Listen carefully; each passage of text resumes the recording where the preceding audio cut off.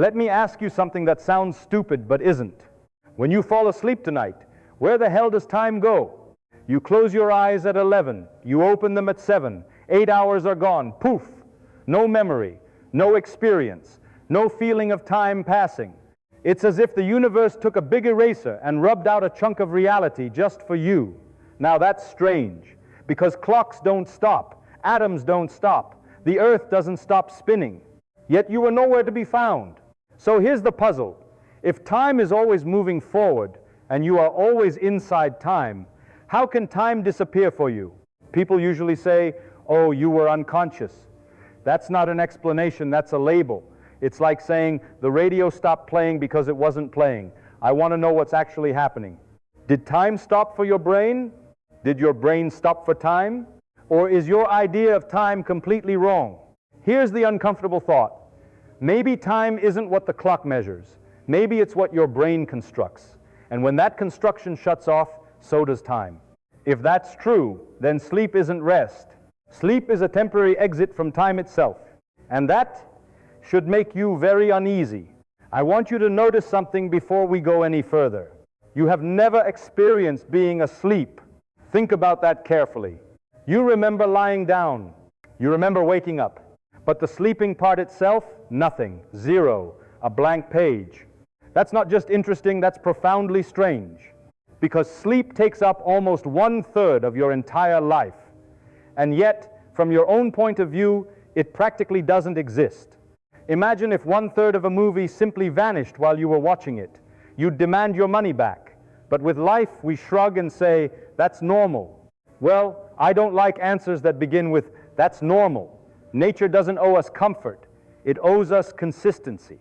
So let's do what physicists do best. Let's describe the problem without poetry, without spirituality, and without nonsense. Here are the facts. Time, according to physics, does not stop. Clocks tick, atoms vibrate, electrons jump. The Earth spins at about 1,000 miles per hour. None of that pauses because you're tired. And yet, subjectively from inside your head, time vanishes. This creates a contradiction. And contradictions are gold because they mean we don't understand something yet. Now, people usually try to fix this by saying time is objective, experience is subjective. That's true, but it's lazy. It doesn't explain how the subjective experience disappears so completely. Because here's the thing. Even when you're unconscious, in other ways fainting, anesthesia, head injury time behaves differently. People under anesthesia often report confusion, flashes, distortions. Sleep is cleaner, sharper, more absolute. You close your eyes. You open them. Done. No sense of duration, no passage, no flow. So I want to ask a dangerous question.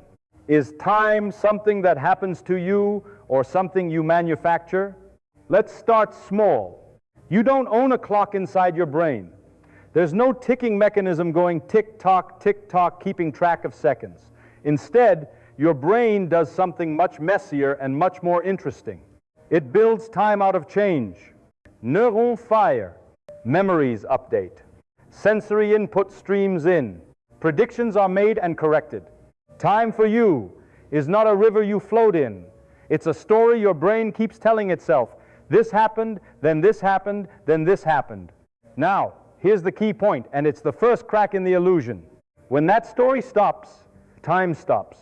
Not in the universe, not for clocks, but for you. During deep sleep, especially what we call slow-wave sleep, something remarkable happens. Large parts of the brain stop doing the very things required to build a sense of time. Memory formation, mostly off. Self-modeling, off. Prediction loops, quiet. Narrative continuity, gone. You are still alive. Your brain is still active. But the machinery that produces experience time is offline. So from the inside, there is no before and after to connect. It's like turning off the film projector while the reel keeps spinning. The movie doesn't stop existing, but you stop seeing it. Now here's where it gets uncomfortable. If time disappears, when the brain stops constructing it, then time, as you experience it, is not fundamental. That means your most basic intuition, that time is something out there, flowing independently of you might be wrong. And physicists already suspected this. In relativity, time depends on motion. In quantum mechanics, time behaves strangely or doesn't appear at all in the equations. In thermodynamics, time is tied to entropy and memory. So your brain's behavior during sleep isn't some odd exception. It fits a pattern. Time requires records. Records require memory. Memory requires active neural processes. No memory, no record. No record, no experience time. That's why you don't feel 8 hours passing. There is nothing in your brain capable of registering the passage. People sometimes say, sleep is like fast-forwarding time. No, that's wrong. Fast-forward implies you see the change compressed. Sleep is not fast-forward. Sleep is no forward. From your point of view, midnight and morning are adjacent events. They touch, and if that doesn't bother you yet, it should, because it leads to a terrifying implication. If your experience of time depends on brain activity, then your experience of life itself depends on uninterrupted memory construction, which raises a nasty question. What exactly disappears when you sleep? Not your body, not your brain, but you as a continuous experiencing self are gone. Now, I'm not saying this to be dramatic. I'm saying it because it's honest. The you that worries, hopes, plans, regrets, that thing shuts down. Then a similar thing happens in deep anesthesia, and an even more permanent version happens in death. So the boundary between alive and experiencing, and alive but not experiencing time, is thinner than we like to admit. Sleep is a rehearsal, a harmless one, but structurally similar. And here's where people start to panic and say, well, that's philosophy. No, it's neuroscience doing its job. Let me give you a simpler analogy. Imagine a book that can only be read if someone turns the pages. The story doesn't exist as a story unless the pages are being turned in order. Your brain is the page turner. When you sleep, the pages stop turning. The book still exists. The pages are still there. But the story halts, and time for you is the story. Now let me push this one step further, because this is where it gets weird in a useful way. If you went to sleep tonight and woke up 100 years later with no memories in between, from your point of view, it would feel instantaneous. One moment you're here, next moment the future. This means subjective immortality is theoretically possible, not because you live forever, but because you only experience the moments you are conscious. That's not science fiction. That's a logical consequence of how experience works, which leads us to a deeply unsettling realization. You don't experience the passage of time. You experience states and the connections between them. Sleep removes the connections. So where does time go when you sleep? It doesn't go anywhere. You do. You exit the process that manufactures time, and when you return, the universe politely pretends nothing strange happened. But something did. You were absent. Why the brain invents time at all? Now let's slow down ironically and ask a question that sounds innocent but isn't. Why does the brain bother creating time in the first place? Because if time vanishes when certain brain processes shut down, then time isn't a basic ingredient of experience. It's a tool, and tools are built for a reason. Nature is cheap. It doesn't build fancy machinery unless it has to. So what problem does time solve? The answer is survival. Let me explain. Imagine a creature that only experiences the present moment, no memory, no anticipation, just now, now, now, forever. Such a creature wouldn't last long. It couldn't learn. It couldn't plan. It couldn't run away from danger until the danger already had its teeth in. So evolution did something clever. Instead of building a perfect clock, it built something messier but far more useful, a predictive system. Your brain is not a passive recorder of reality. It is a prediction engine. It constantly asks, what's about to happen next, and then checks whether it was right. That checking, prediction, error, correction creates a sense of sequence. Sequence creates order. Order creates memory. Memory creates time. Time is not measured. Time is inferred. Now here's the important point. You don't experience time flowing. You experience change with direction. The brain links events together in a one-way chain, past, present, future. But that direction doesn't come from physics. The equations of physics don't care which way time goes. They work just fine, forward or backward. So where does direction come from? From memory. You remember the past, not the future. That asymmetry forces a direction onto experience, and your brain leans into it, hard. But when you sleep, especially deep sleep, that entire predictive loop quiets down. No predictions, no error corrections, no narrative stitching. The brain is still active. Yes, but it's busy doing maintenance, cleaning up connections, replaying fragments, reinforcing useful patterns, throwing away junk. It's like a workshop at night. Machines running, lights on, but no audience, no storyline. And without a storyline, there is no experience time. So let me say this clearly, because it's crucial. Time is not something you observe. Time is something your brain needs in order to function while awake. Now here's where people usually object. They say, but time exists independently. Clocks prove it. No. Clocks prove that change can be counted. They don't prove that time is fundamental in the way we think it is. A clock doesn't measure time. A clock measures motion repeated, predictable motion. We decided to call that time. Your brain does something similar, but far less precise. It measures internal change, neural activity, bodily states, sensory updates. And then it constructs a story. Things are happening in order. Now notice something subtle. When you're bored, time drags. When you're excited, time flies. When you're terrified, time stretches.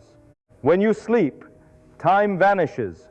The clock on the wall doesn't change, but your experience does. That should tell you something important. Time, as lived, is elastic. And elastic things are not fundamental constants. They are constructions. So let's push the idea further. Why does sleep erase time so completely, while other unconscious states don't? The answer lies in continuity. During wakefulness, your brain maintains a continuous self-model. I am here. I was just there. I am going there next. This continuity is fragile. It requires constant updating. Sleep doesn't just turn off awareness. It breaks continuity. The self-model fragments. Memory formation pauses. The narrative thread snaps. So when you wake up, your brain doesn't reconnect to a long, continuous experience. It stitches together the last remembered moment and the current moment. Everything in between might as well not exist for you. That's why sleep feels instantaneous. Now let me make this unsettling. If time only exists for you when continuity exists, then continuity is more fundamental to experience than time. And continuity can be interrupted, which means that your experience of life is not a smooth line, it's a series of islands. Awake, gap. Awake, gap. We just pretend it's continuous because memory fills in the gaps. But sleep exposes the truth. Now, here's the part most people don't like. From a strictly experiential standpoint, there is no meaningful difference between dreamless sleep, deep anesthesia, complete loss of consciousness. In all three cases, time disappears. You don't experience being gone. You only experience returning, which means your fear of non-existence is logically strange. You're afraid of something you will never experience. The only thing you ever experience is being here. And that's not philosophy. That's a statement about how brains work. Now don't misunderstand me. I'm not saying death is sleep. Death is irreversible. Sleep is not. That difference matters biologically. But experientially, the absence itself has no duration. Zero. That's why people who faint often say, 1 second I was there, the next I was waking up. They didn't travel through time. They skipped it. So sleep is a daily, harmless demonstration of a shocking fact. Your experience of time can be turned off. And when it is, the universe does not wait for you. It keeps going. Now let's bring physics back in, because this is where it gets interesting. In fundamental physics, time is weirdly absent. In some formulations of quantum gravity, time doesn't appear at all. The equations describe relationships between states, but not an external ticking clock. Physicists then have to recover time as an emergent property. Sound familiar? Your brain does the same thing. It doesn't have access to time itself. It has access to states and the transitions between them. So the brain invents time as a bookkeeping device. Why? Because prediction requires order, and order requires direction, and direction requires memory. Sleep suspends prediction, so time collapses. Now here's a thought experiment I like. Suppose you could fall asleep tonight and wake up after the heat death of the universe. No memories, no dreams, nothing in between. From your point of view, instantaneous. One moment now. Next moment, nothingness, which tells us something profound.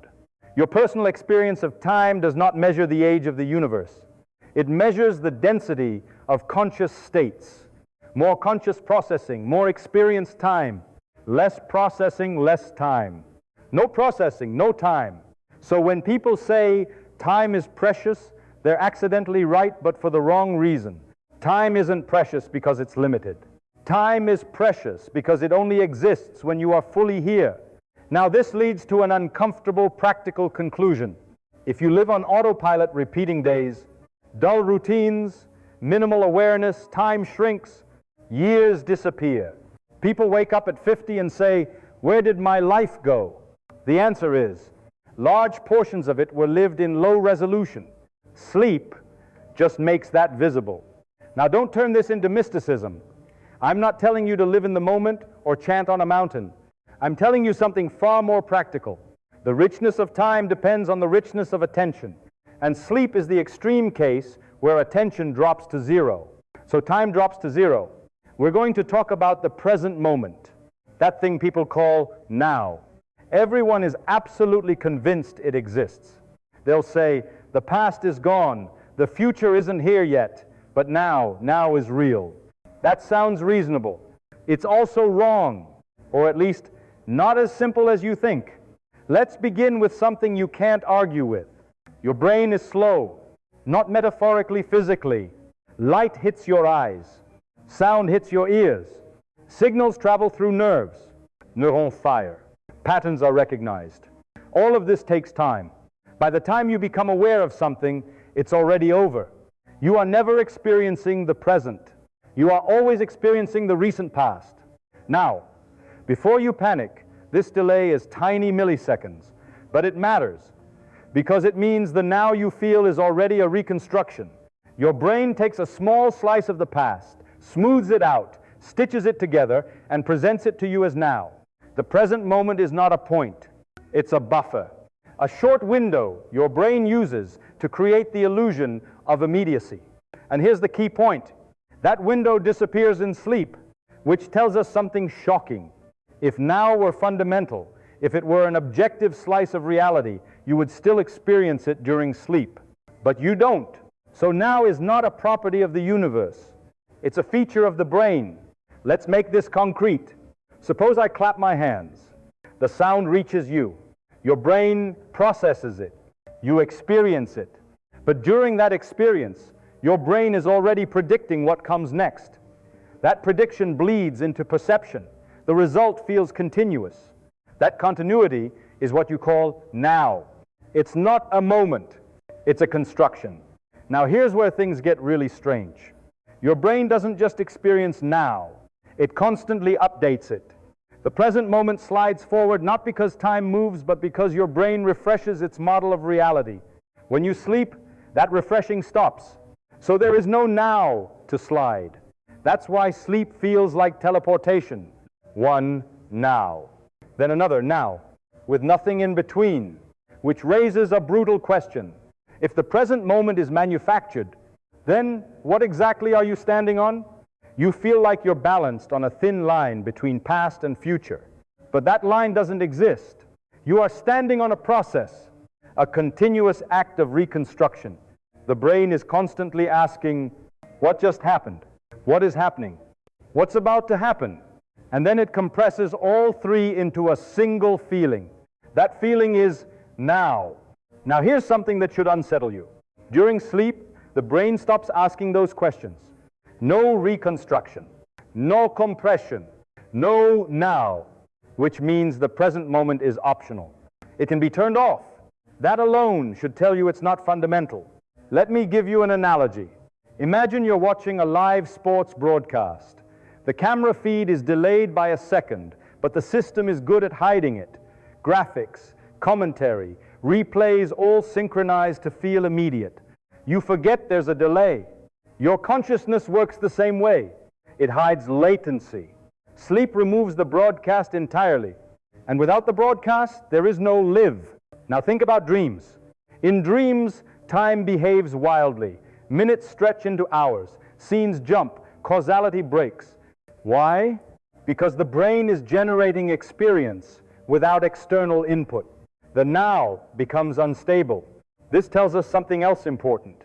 The present moment depends on constraints. When you're awake, sensory input anchors the brain's model. When those anchors weaken, time becomes plastic. When they disappear entirely, time disappears. So now is not a place you occupy. It's a state your brain maintains. Now here's the uncomfortable part. If now is just a brain state, then your sense of being here is not continuous either. It feels continuous because memory overlaps. But sleep shows that continuity is an illusion maintained by memory stitching, which means your life is not a flowing river. It's a sequence of constructed moments held together by memory glue. And when the glue dissolves, the river breaks into segments. You don't flow through time. Time is reassembled around you again and again whenever consciousness is active. This explains something people rarely think about. Why does aging feel faster as you get older?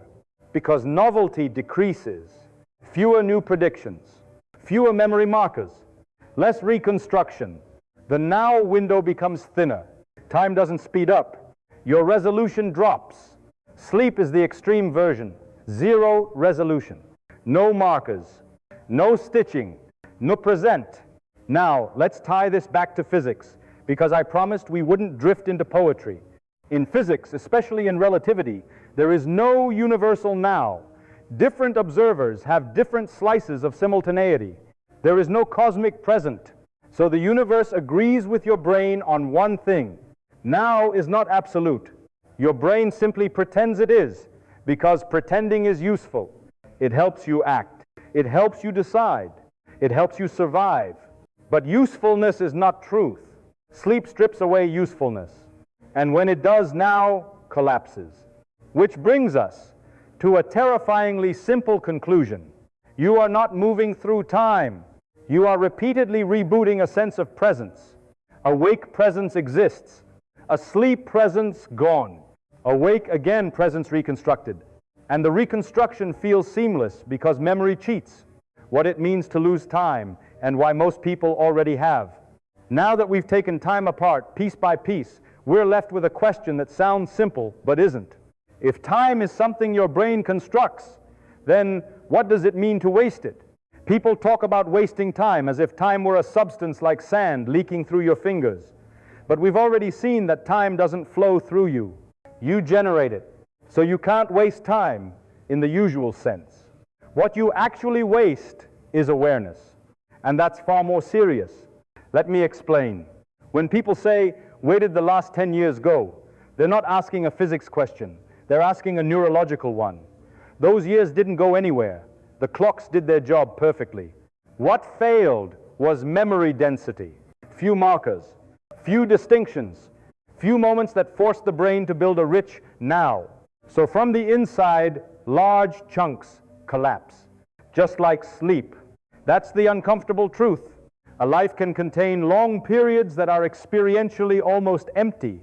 You were awake, but barely present. And your brain treated those periods the same way it treats sleep.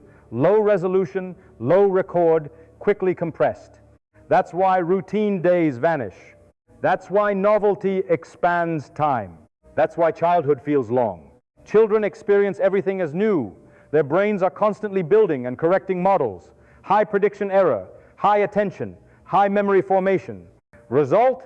Time feels enormous. Adults automate everything. Same routes, same thoughts, Same reactions. Low prediction error, low attention. Result, time collapses. Sleep just shows you the extreme endpoint of that process. Now, here's the part people don't like. Most people are not afraid of death. They're afraid of discovering too late that they spent most of their life in something close to sleep. Not unconscious, but disengaged. Running scripts, reacting instead of observing. And here's where I'm going to say something very unfashionable. You don't need more time. You need more moments where your brain is forced to fully construct now. That's it. Not productivity, not hustle, not motivation posters. Attention. Curiosity, engagement. The things that wake the brain up. Richard Feynman didn't love physics because it made him important. He loved it because it kept him awake. Every problem was a puzzle. Every puzzle stretched time. That's the real secret. When you are deeply curious, time expands. When you are deeply bored, time evaporates. When you sleep, time disappears completely. So let's return to the original question. Where does time go when you sleep? Now you know the answer. It doesn't go anywhere. You stop generating it. And that should completely change how you think about life. Because life is not measured in years. It's measured in experienced moments, which means the real tragedy isn't dying early. The real tragedy is living long, without being there for most of it. Sleep is merciful. It gives your brain rest. But waking life can quietly become sleep-like too, unless you resist it. Not by forcing happiness, not by chasing meaning, but by doing the one thing the brain was designed for. Paying attention, because attention is what creates memory. Memory is what creates continuity. Continuity is what creates time. And time, your time, exists only while you are awake to it. That's the weird answer. Not mystical, not comforting, just honest. And once you really understand it, you'll never ask, what time is it? The same way again,